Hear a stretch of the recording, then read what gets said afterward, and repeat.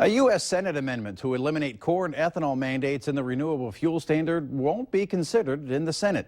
Pat Toomey, Pennsylvania Republican senator, and a co-sponsor, Dianne Feinstein, Democrat from California, had proposed the anti-ethanol amendment to a pending bill to approve the Keystone XL pipeline.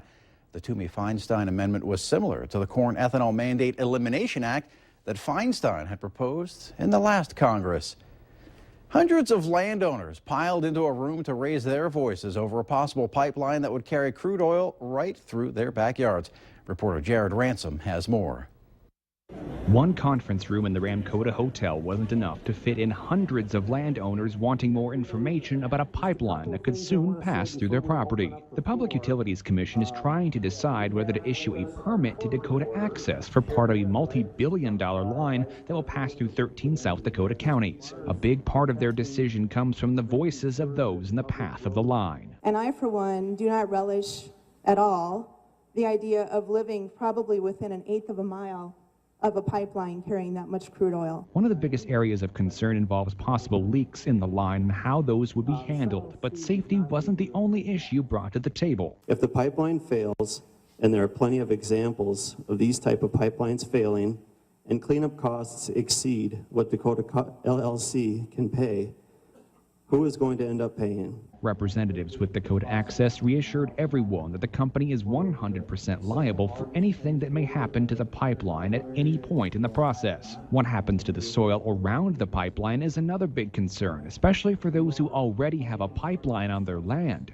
And if any of you who have pipelines, you want to come to 1.5 miles east of Lenox and see a pipeline, what it really does to the soil, regardless of what anybody says, it has a detrimental effect. Not everyone in the room showed concern. Based on the early projections, nearly 4,000 temporary local jobs will be created because of the pipeline. And that's music to the ears of those who look for that work.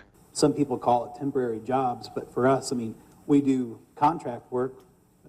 Temporary jobs are what we do. Members of the commission will now look at all the evidence collected from these meetings before making their decision on the permit request. Dakota Access is hoping to have that decision as early as this fall. For the month of December, milk production in the 23 major states during December totaled 16.2 billion pounds. That's up 3.2% from December of 2013. Milk production in the United States during the fourth quarter of 2014 was nearly 60 billion pounds, or over 6 1/3 billion gallons. That's up 3.4% from last year. How did he do that? More cows.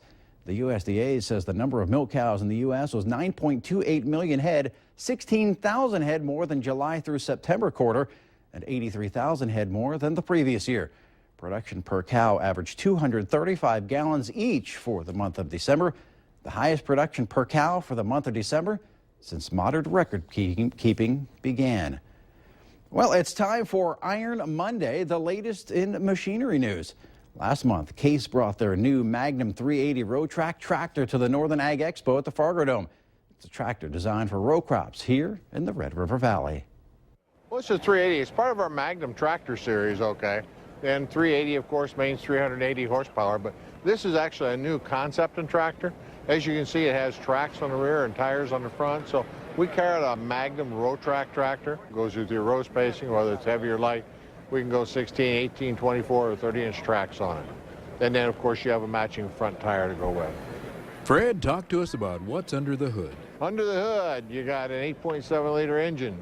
And it's Tier 4 compliant, fully Tier 4B, and it's an SCR only engine, so it's breathing clean air, pushing clean air. You'll find it to be one of the most economical tractors in the business today. How about creature comforts in the cab? Of course, you've got ventilated seats in there now. You got Bluetooth radio for your cell phone, but what I kind of liked also is there's a new design to this, a little fresh look on the roof cap of this tractor, and also some new LED lighting, which is brighter, draws less power, and gives you a better pattern. Take a chance next spring, and once the frost gets out of the ground, we're going to have some around for you to drive.